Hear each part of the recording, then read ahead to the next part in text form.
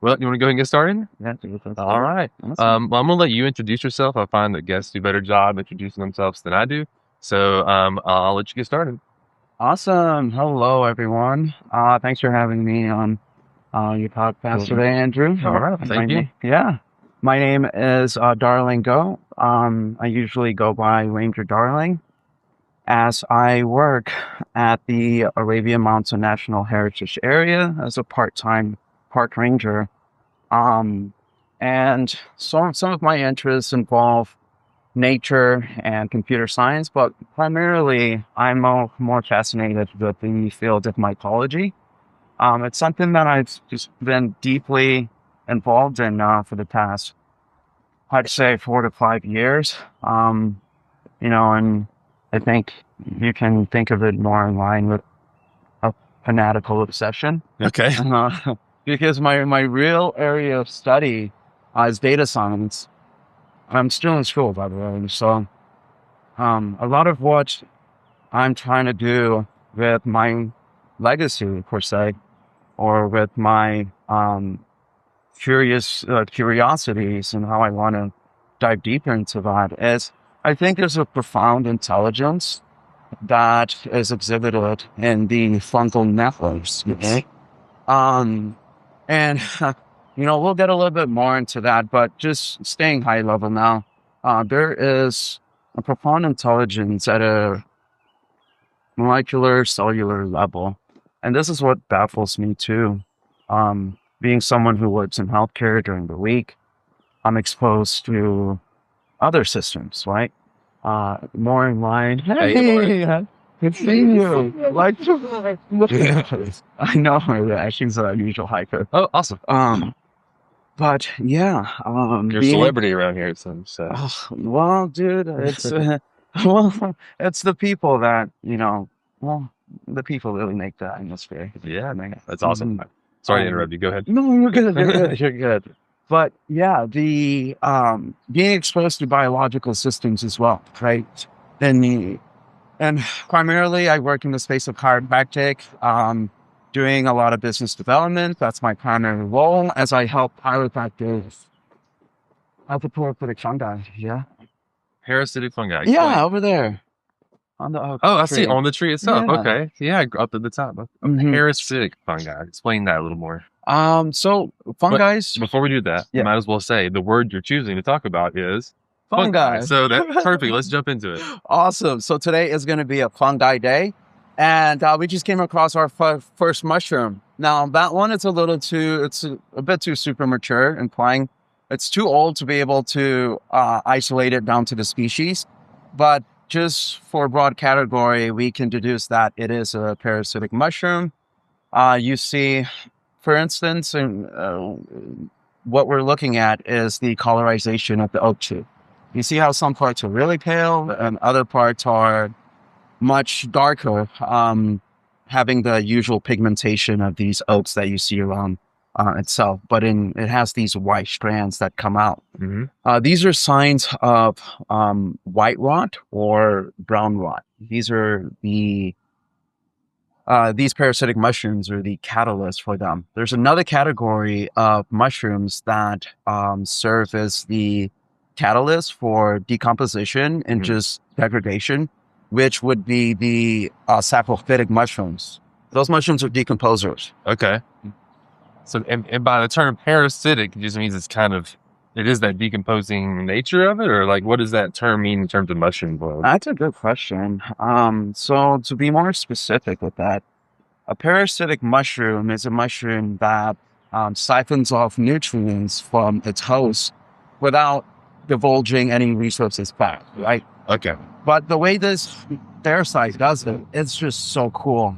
And, I think this is a lot of and people who forage and stuff, they'd probably be aware of this. But I think some of your audience might not be. But parasitic mushrooms have really been popularized as of recent, within the last decade, because of an interesting show called The Last of Us. Okay. Yeah, I Yeah, haven't seen it yet, but I do want to. I haven't either. Yeah. Yeah, but But like I always get mushroom recommended. zombies or something? Mushroom zombies. Okay. Exactly. I always get recommended. But yeah, they sort of take the theme of the show is apparently there's this virus, so this fungal virus that's taking over people, right? But parasitic mushrooms, we don't really need to worry because they don't tackle organisms that big. Okay. Mhm. Okay. But then there's an interesting question that this brings up is generally another interesting fact is that every time we're outdoors, whether inside, well, outdoors or inside, honestly, unless you're in a very close ventilated system, you're inhaling at least 15 to 30 different mushroom spores. Okay. Like, so then the question then becomes, why don't mushrooms grow inside of us, right? Yeah. Yeah. So what do you think?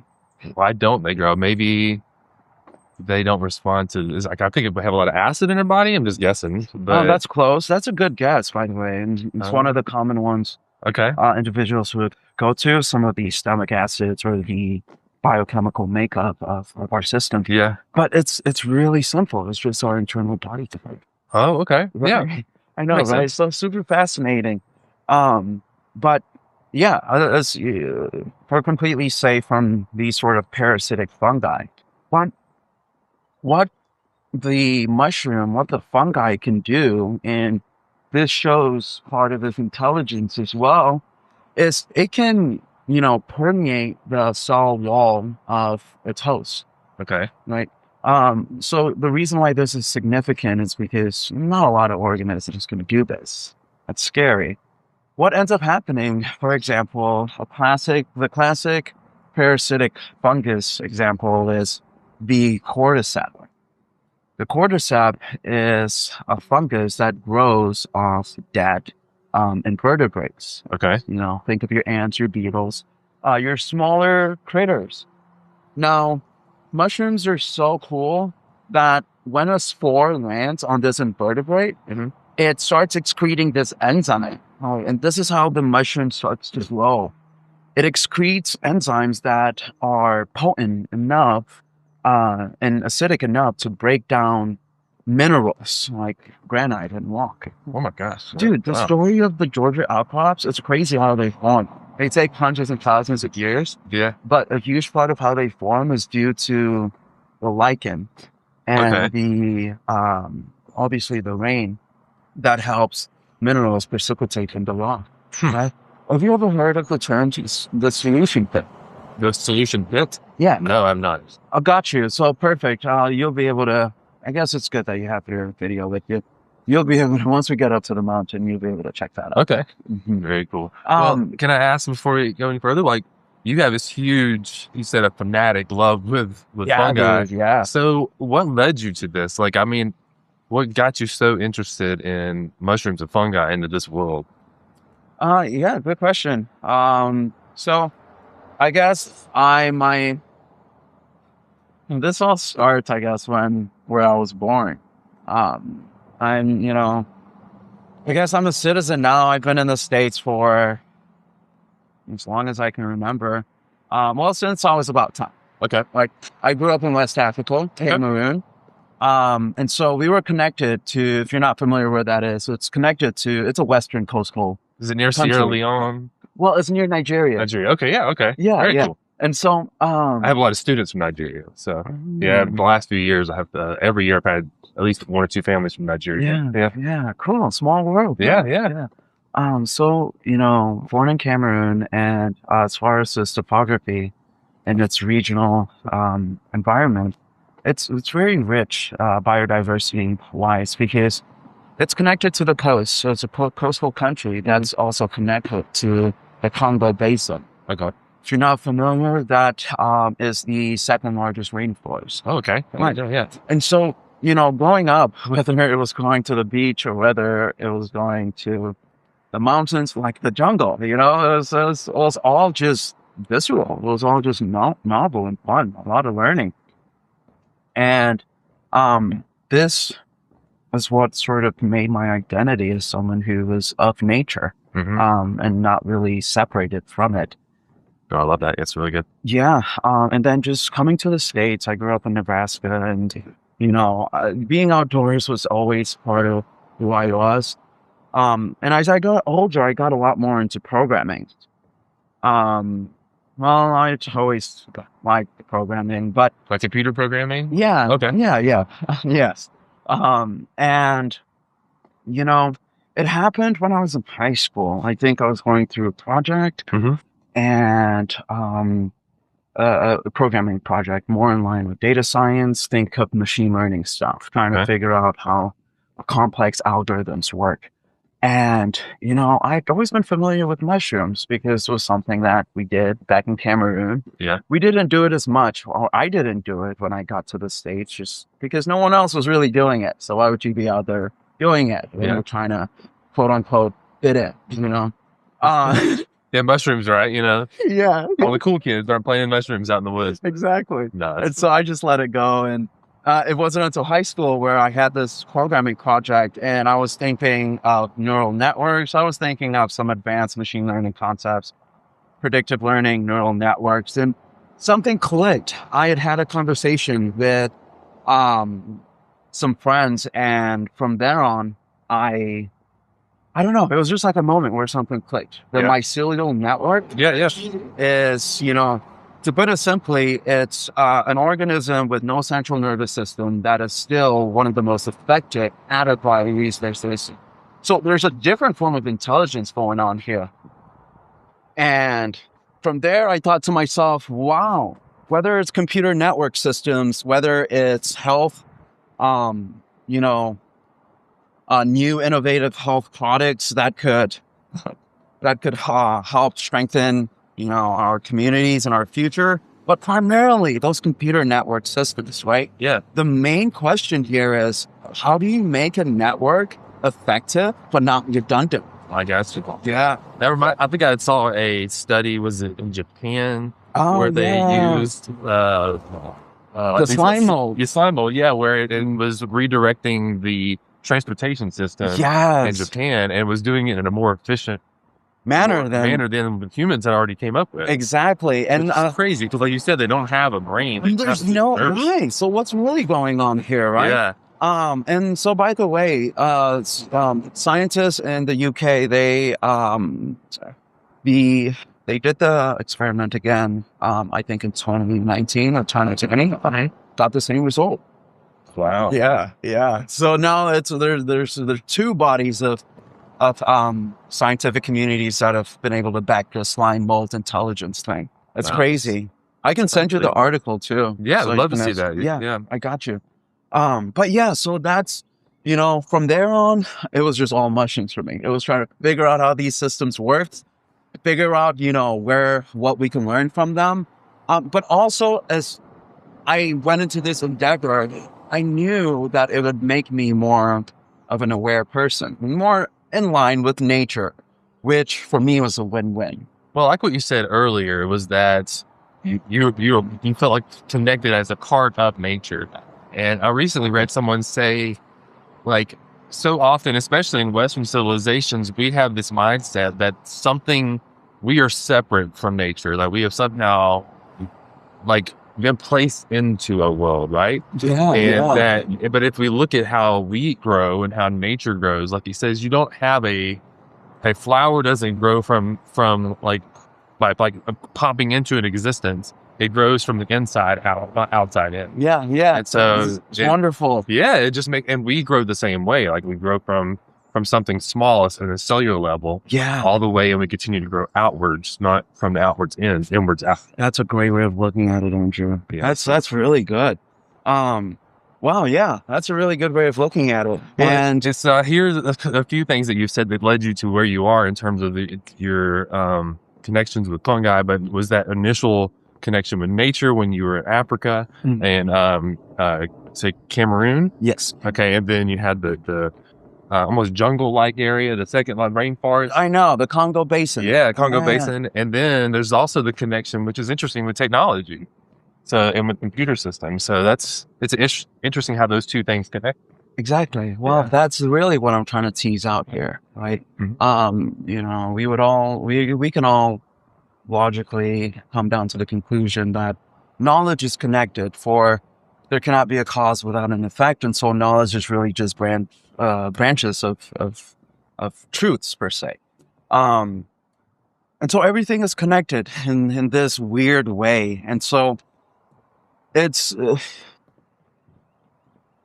so the reason why I wanted to mention this is because part of our modern civilization, what we've been able to really do well is delineate and become a lot more effective at delineation, which is just a process of, parsing out responsibilities and jobs so people can be experts in specific roles. Okay. Right. So at this point now, I mean, we have doctors for the foot. Like we have orthos that just take care of the foot, right? These are your foot orthos, per se. Like there's specialists on your foot. This is great, but I don't think everyone has a football, right? Yeah, and so in our quest for specialization, we've sort of forgot how to trace back and how to reason from first principles beyond certain concepts that are just rigid in their fields themselves. Because a lot of principles can be applied cross how do you put it?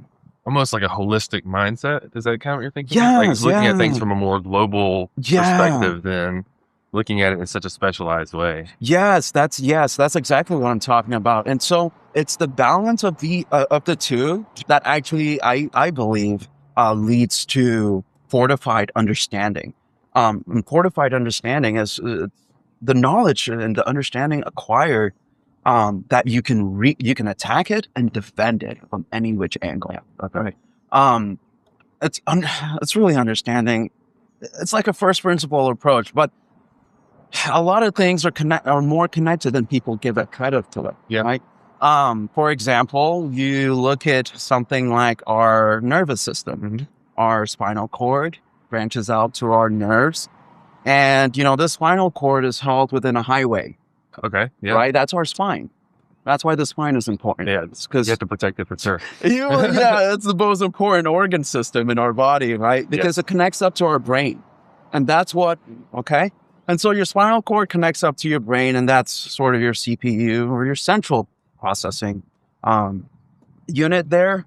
And, from the spine branches off the nerves, and then the nerves go into the auxiliary appendages and organs and turn around and come all the way back into the spine. Yeah. And the signals are going back and forth constantly. Yes, it's just beautiful highway. But then the same process is replicated with our with the brain functions and how the synapses and dendrites exchange information and how they're designed themselves. Wow, well, that's interesting. And the crazy thing too is that these patterns we keep seeing replicated in nature over and over again. Whether it's the mycelial network and how it works, right? It works sort of like a neural network. And we create a neural network so we could emulate the brain function. And lo and behold, the mycelial network, we're figuring out more and more. It's not just as complex as our brain function, as the human brain function, but it's weird because it's complex and stupidly simple at the same time. So at what levels of abstraction do things become redundant? I got you. Okay. How do we boil? Because if you make things too complex, at that point, it's unnecessary. Like if there's like too many networks, in fact, they can make it more difficult. To exchange resources, to adapt. And so, it's phenomenal what we can realize when we try to understand the principles and the causes behind the fields that we ourselves think are interesting, because oftentimes those principles are more so just echoes of broader fields that are connected to that field itself. And so, I think I've heard, and you can clarify this, you probably have a lot more detail here, that trees themselves have a natural way of nutrient exchange using the mycelium networks. Like where let's say one tree is deficient of certain things, there's actually a communication system under the ground. Exactly. That actually uses the fungi. Yeah, super cool, right? Yeah. So I think that's what you're referring to is the mycorrhizal relationship between the root system of the tree and the mycelium, which is the body of the fungi. And it's really cool because what these mushrooms, what the mycelium does is it's a little thread that's, 1 cell wall thick. It's covered in chitin, which is the material that the shells of ants and crabs are made out of. Uh-huh. And it really has no natural competitors. So this thing is just digging underground, man. No eyes, no nose, nothing. So, well, there's something, but we're going to figure it out. And so when it approaches a tree that it can work with, it can form a symbiosis with, it lets off a given chemical, and the root is giving off a similar chemical. This is how these organisms find themselves underground. Wait, Harry. And so once the chemicals are being released and they realize that, hey, we're going to be good friends, maybe for life too, the root literally lowers its cell wall, its protective cell wall that it has, and lets the mycelium enter the cell wall of that root. And it starts making its way throughout and filling its exterior of the cell with mycelium. That's amazing, yeah. So roughly 80 to 90% of trees around the globe are connected to a fungal system. And so, this gives us a new meaning to the phrase of, well, everything is alive. The forest is alive. Yeah, It's constantly communicating. And we, as you mentioned earlier, we've said it, I think once or twice, there's no brain here. There's no central nervous system who's making these decisions. And so you think like what you just said is that there's the cell wall is actually opening itself up to connect with another organism. What? But there's nothing that's like thinking about this and saying, okay, today I'm going to make this decision. It's like done on a cellular level, which when I was in high school, the class that I think I struggled the most with was in biology, was that whole thing about cells, the mitochondria. Yeah. And that whole thing, like, it seems so abstract to me. But I think really that's the heart of so much of things is like, when you get down to that level, it's almost like it's like there are many organisms within each cell that make all these things happening, that really, that's where it's not brain power, but that's the best way we can describe it. It's like the intelligence. Yeah. It's like a simple intelligence, but it's enough to like each decision. Like my skin cell has a function. Yep. It's doing something versus my brain cells are different. Within the cells in my stomach, they each have a particular job and a function, but all of them together are somehow making up me. Yeah. But it's just so crazy to think that that's something that exists. Well, then, I think if you want to get a little bit more theoretical and abstract here, fundamentally what we're saying is that ingrained within DNA is information. Yep. What sort of information? Information that stays, first off, but also not just any kind of information. Mm-hmm. It's whether through trial and fire, but it's been tested. It's effective. I guess it's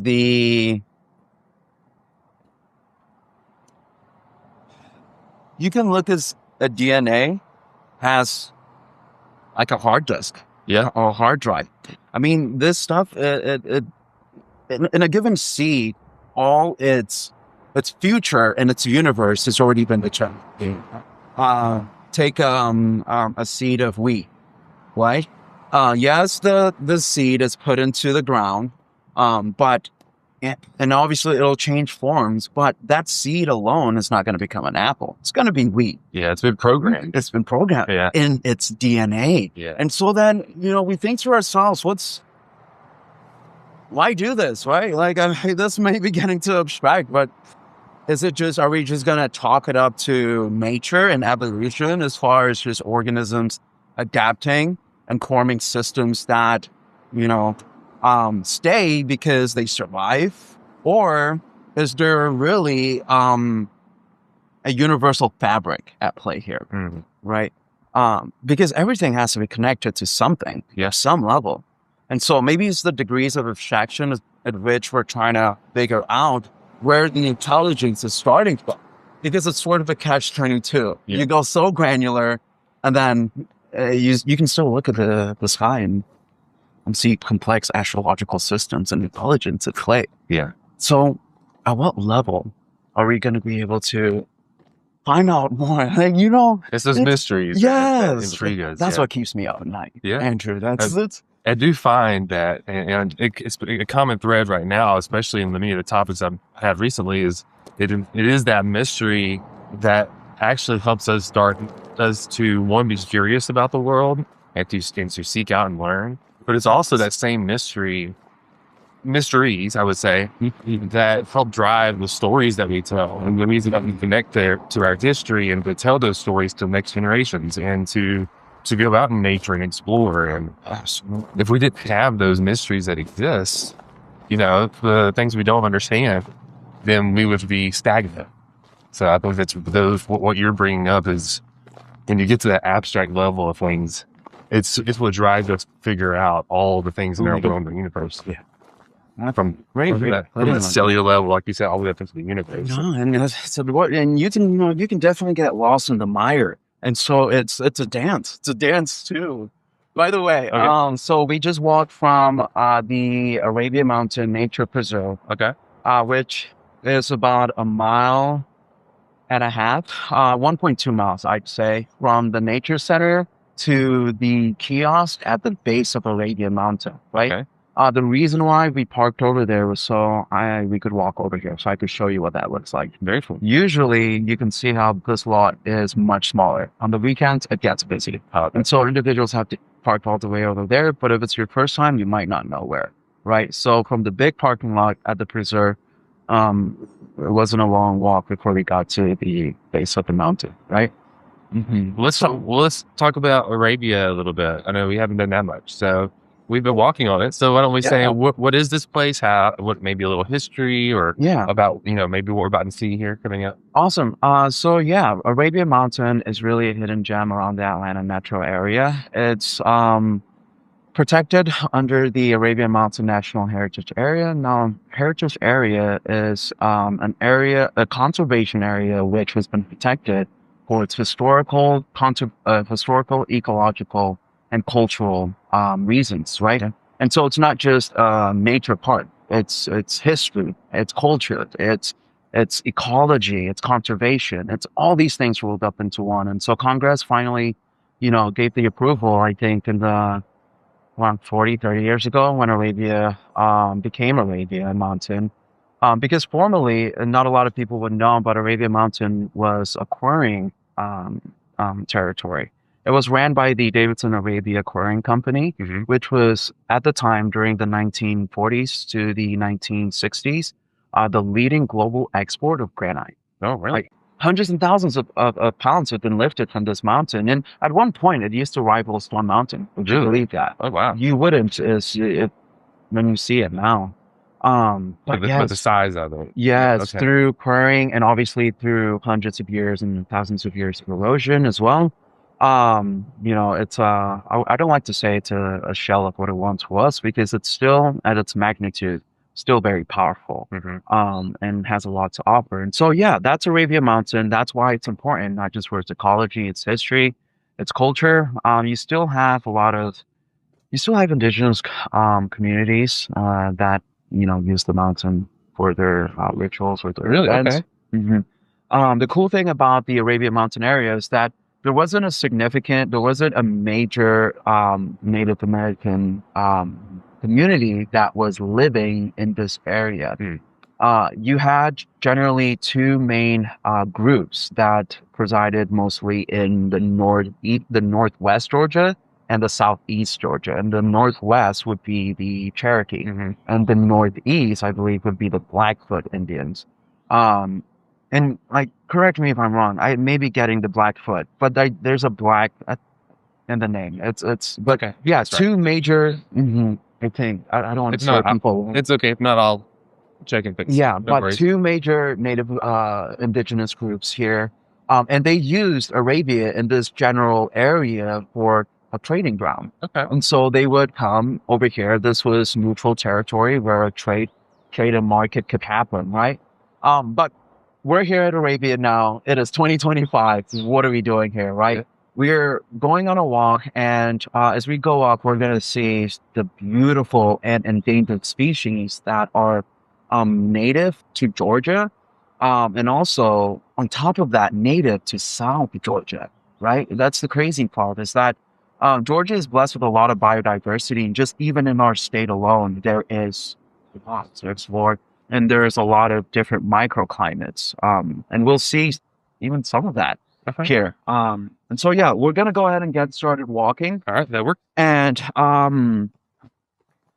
we already talked about the paved trail, which is the path, all caps PACH, which is the paved concrete trail that Arabian Mountain has that stretches for 30 miles. Whether you're into biking, whether you're into walking for a long time, And it sits right on the edge of, I think, 3 counties. Looks like there was yeah, DeKalb, Rockdale, and Henry. yes, Okay. yes, Wow, okay, yes, nice, nice. All right. Someone's a teacher. I was reading a little bit, making sure I Awesome. knew what I was talking about. Good stuff. So by the way, we have this sign up here just because, as I said, we have endangered species, and so we want to keep we want to obviously protect it and keep the generations of these ecological systems going. And you picked a really great time for the hike as well too, because you're here at one of the best times, spring. We have one of the most important endangered species that resides in the southeast or the South Georgia area, which we're looking at right now. It's the red succulent we see over there. Really interesting. As we walked past earlier, I was noticing it. Yeah. Okay. Yes, Very yes. cool. Let's And go. so, well, I'll tell you more about these succulents. But as far as just walking at the mountains and just etiquette, we try to stay out of the holes or the little divots. Yeah. Those are solution pits. These are solution pits. Okay. We try to stay out of the solution pits because here's a perfect example. You see how this one barely has any vegetation, right? Great. That's what we do on. Take a look at that. It's beautiful, isn't it? Yeah. Lush. So what's the difference from that pit to this one?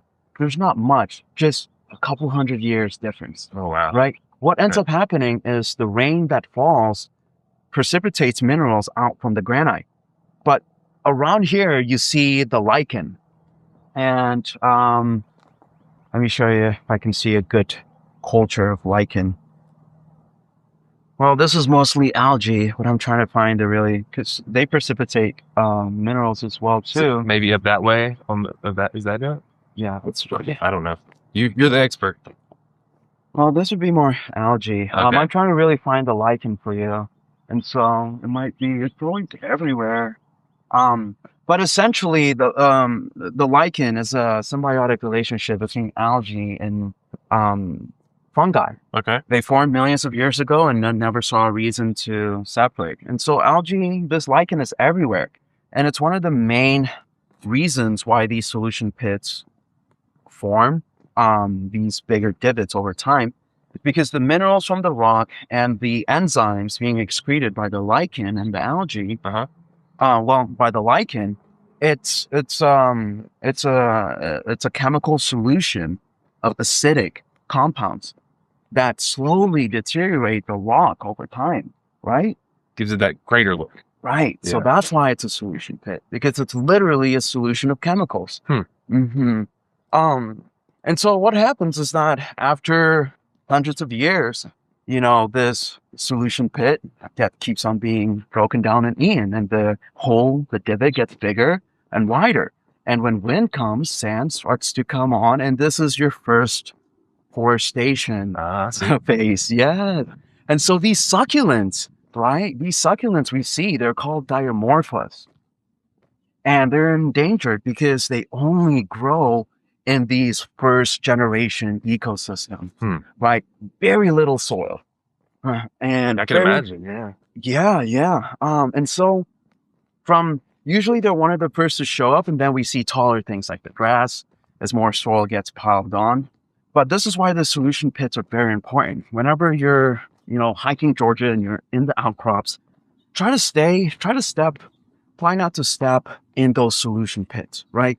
Because you're affecting species that aren't just endangered, but will struggle to grow back and regenerate once they've been disturbed. And it sounds like it takes a really long time to develop to that point. Right. And they're yes, it's hundreds and thousands of years before a natural solution pit is big enough and has enough depth to start housing its first generation vegetation. Humans can come in and destroy something quickly that took hundreds and thousands of years. Well, yes, we have that ability. Yes, we do. We do. And, well, I guess the good thing that we can always fall on is that nature corrects. It's true. Yeah. There's that balancing act. Yep. And then if you'd want to look at it more statistically, in the long term, everything is normal. Right? Yeah. So everything becomes okay. But that's long term. And humans, well, we're great at thinking short term. Yeah. That's like, I'll just right now. Yeah. So I'll just leave that there. But yeah, so, what could definitely help with mitigating some of our oversights is we're being very proactive in the modern times, trying to build new technology, conveniences, and systems. It's, I think, nature. It's learning and understanding nature and being more in alignment with it. Because, at a certain point, there are these systems that we started learning from first was nature. Whether it's yoga, whether it's, the some of even, healthcare, like our medicines. Yeah, I agree. Yep, penicillin and the like, and all these antibiotics, or whether it's something like even the internet, the World Wide Web. A lot of our systems are derived from natural organisms and natural systems, which he created a whole field out of as biomimicry. Right. Sure. But not just in utilizing these systems for certain deterministic goals, but in the process of trying to understand the systems, you understand yourself. I like that. So it's a search and a reflection. Lee, part of the with the podcast, I use a symbol often that's even in the logo of a spiral.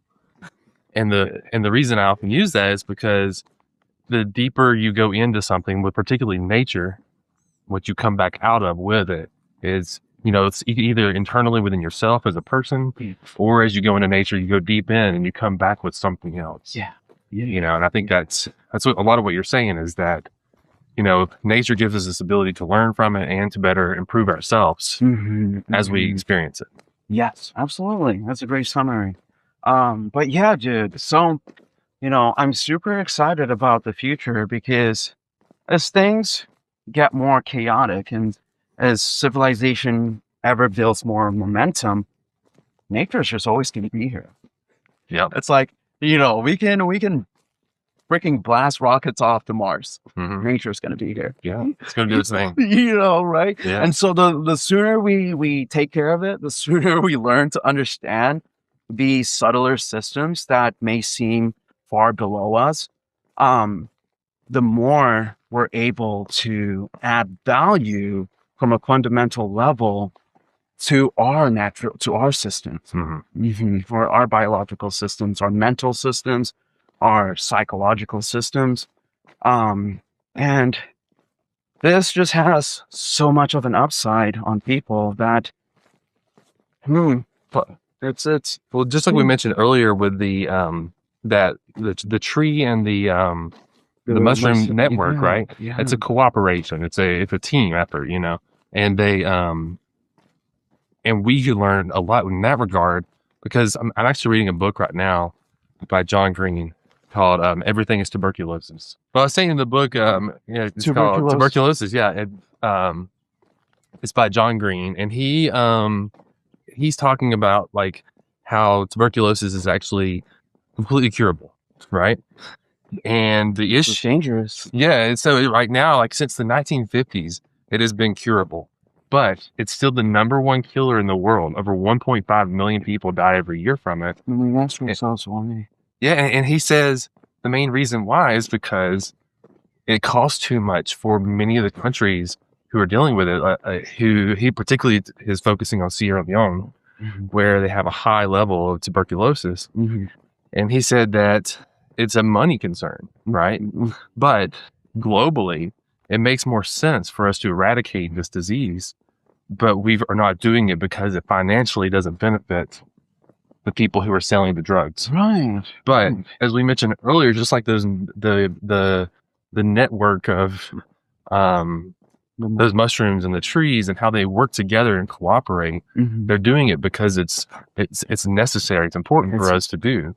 And to me, There's that's an inbuilt cooperation within their survival code, which humans don't necessarily have.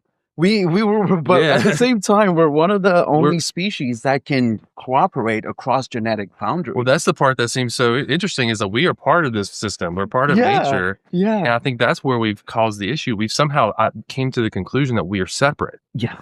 And by doing that, we've now realized we've forced ourselves to now prioritize certain groups of people over others, or so people who have money versus those who don't. And it's really it's sad to me to see that we can't cooperate enough to help those who really need it, especially those who are dying by the millions, not just of tuberculosis, but of many systematic issues that we could be working to improve if we, like you said, learn from nature and went from there.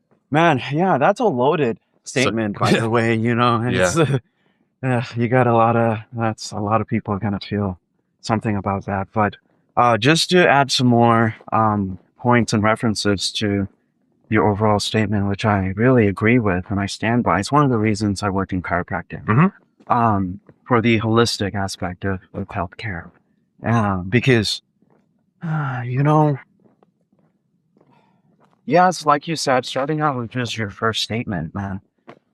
It would be in our best interest to have a healthy, a healthy and happy world.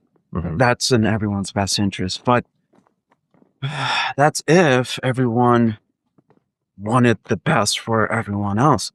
But in the modern age, modern civilization, there's just so many ways to quote unquote be unethical and to cheat and to steal.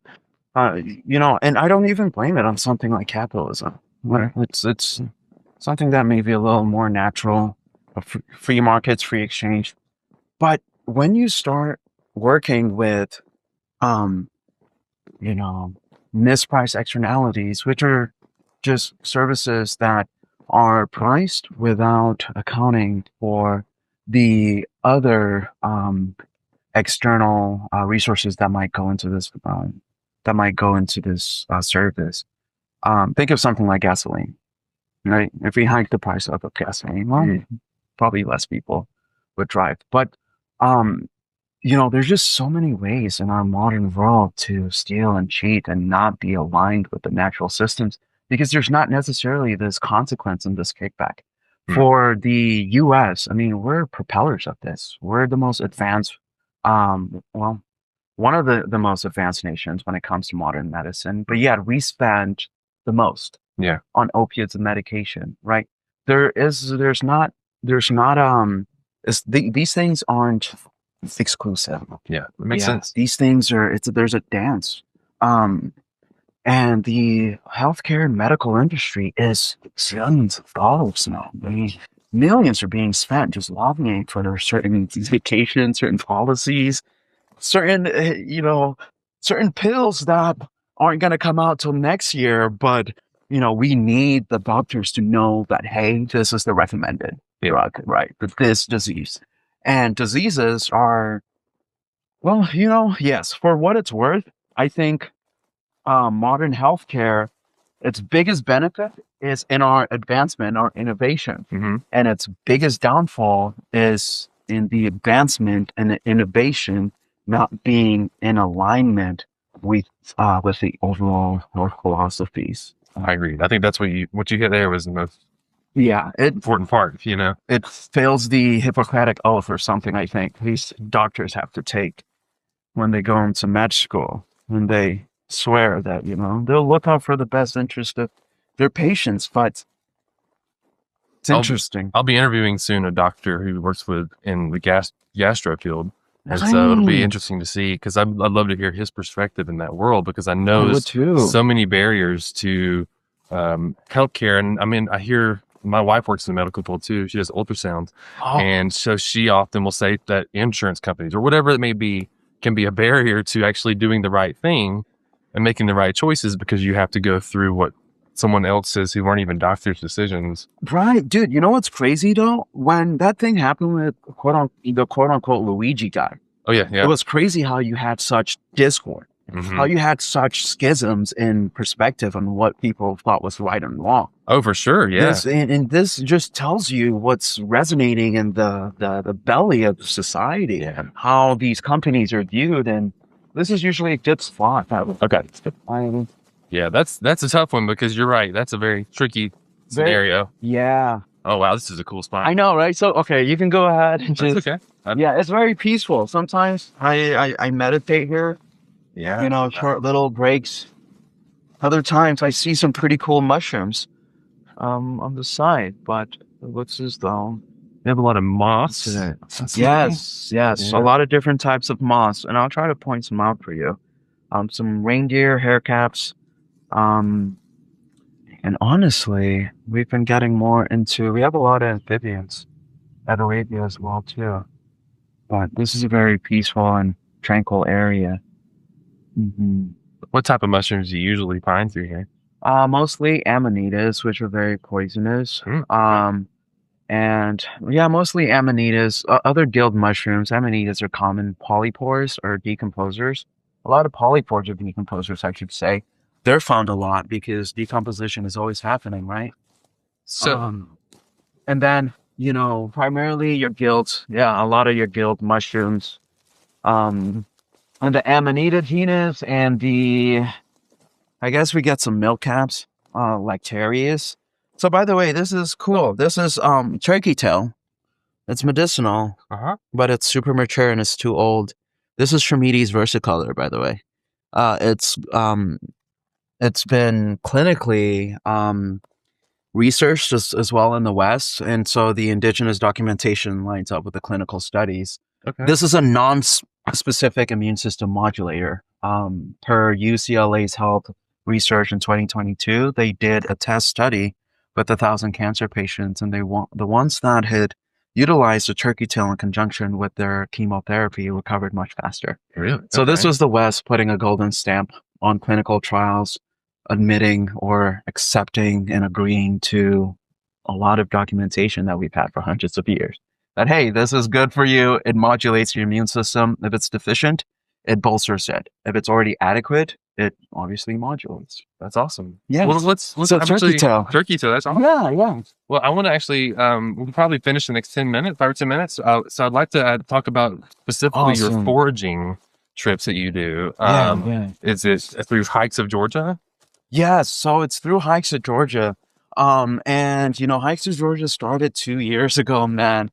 When And you started it? I started Okay, it, very cool. yeah, I started it, but I got a lot of support Uh-huh.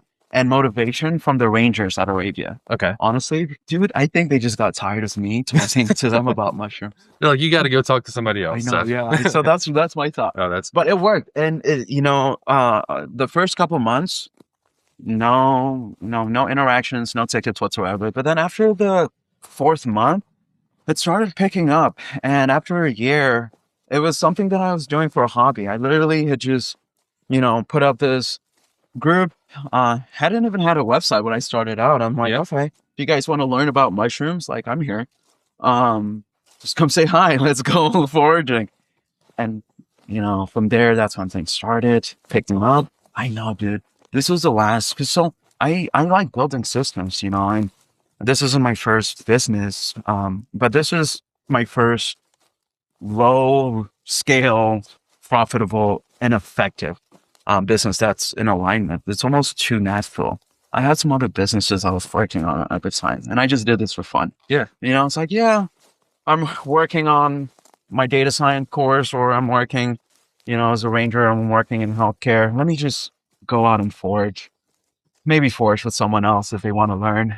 Yeah. But that really worked out well, and it resonated with a lot of people in Georgia. I think that's how a lot of these things work, is in an almost organic fashion. The things that are supposed to happen because they are natural to you, they're natural to what you enjoy, and they connect with people that you have similar interests. Yes, and so it's all about just learning how to listen. And being observant too, noticing. Because I've actually watched you at the time as you're going through here. You're kind of watching. Oh, dude, all over. Head's always on a swivel. Yes. And yeah, so now in our second year, we're looking at different phases of scaling now. As most recently, one of the biggest accomplishments that we made was I had to actually turn Hikes of Georgia into an LLC about 5 months ago, specifically because as I started out, the first year was all about the mushroom workshops, and that's great.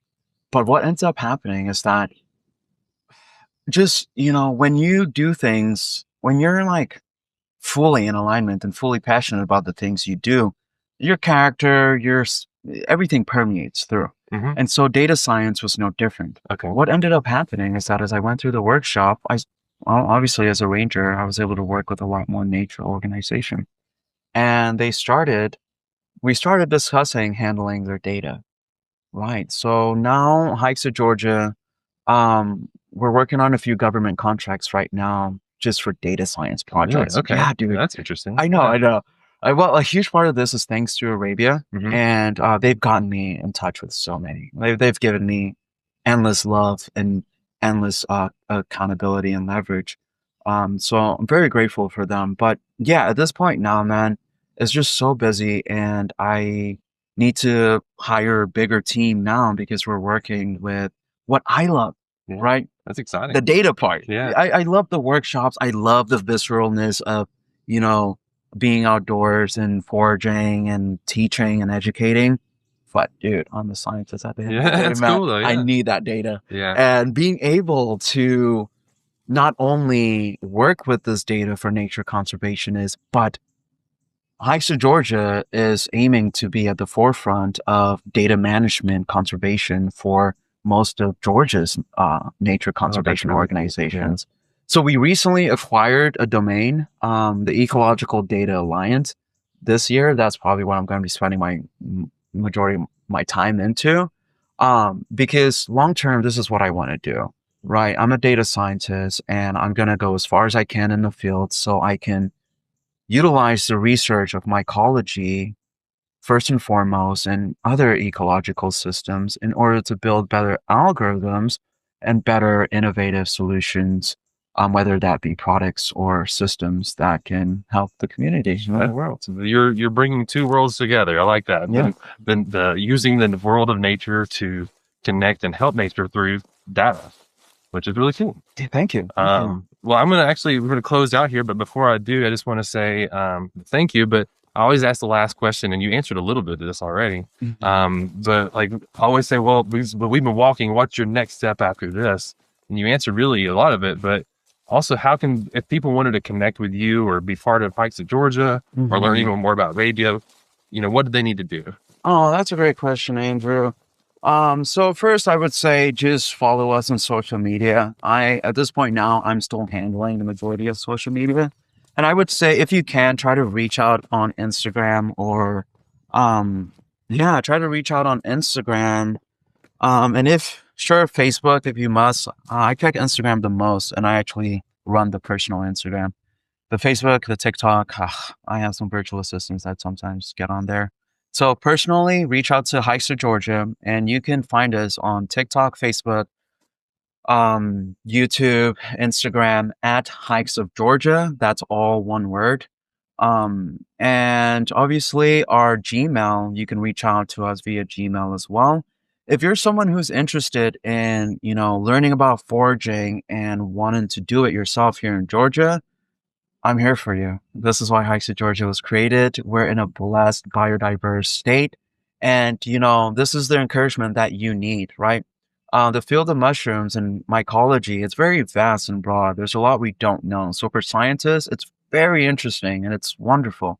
But just for your average nature lover and nature conservationist, it's also a wonderful topic and a wonderful field to get into because there are a handful of mushrooms that are hands down one of the best medicinal supplements you can use for your system organically. And you know, other mushrooms are so good that, they turn carnivores to herbivores. Oh, wow. Okay. The lion's mane, man. The lion's Okay. mane taco. Oh my God, dude. All right. I still have dreams about it. But yeah, if you want to learn about that, feel free to reach us to us on social media or send us an email. And then obviously, my Hikes of Georgia it's more education centric. And so Mhm. if they do ever have questions or they find mushrooms, and they want to send some pictures and get some expert identification support from me and my team, they can email or social media, right? And then apart from that, that's the Hikes of Georgia side of things. Um, Sign up for our newsletter. But with that being said, I am first and foremost a ranger at Arabia Mountain. And so if you do ever stop by on the weekends, um, feel free just to ask, where's Ranger Darling? And if I'm around, I'll come over there and I'll give you a little walk, or I'll, give you my greetings, and we can talk some mushrooms, talk nature, talk data.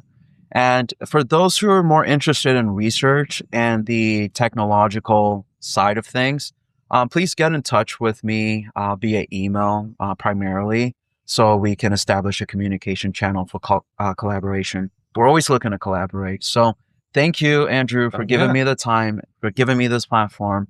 I hope this gets people more excited about the field of mycology, nature, data, and just overall the intelligence of nature and our own integration and alignment with that. It's very important, but subtle. Well, thank you for this and introducing me to this place. It's beautiful, and I'll be back many times now. And I hope everyone gets a chance to come here. It's a really cool place. And thank you again for all this information. This was a wonderful conversation, and I've learned a ton, and I Me expect to learn too. more. Mushrooms are fascinating, and fungi world is fascinating. It really is. I'm Um, telling you, man. and thank you again for doing this. My pleasure. All right, thanks Next time. again. Yeah. Yeah.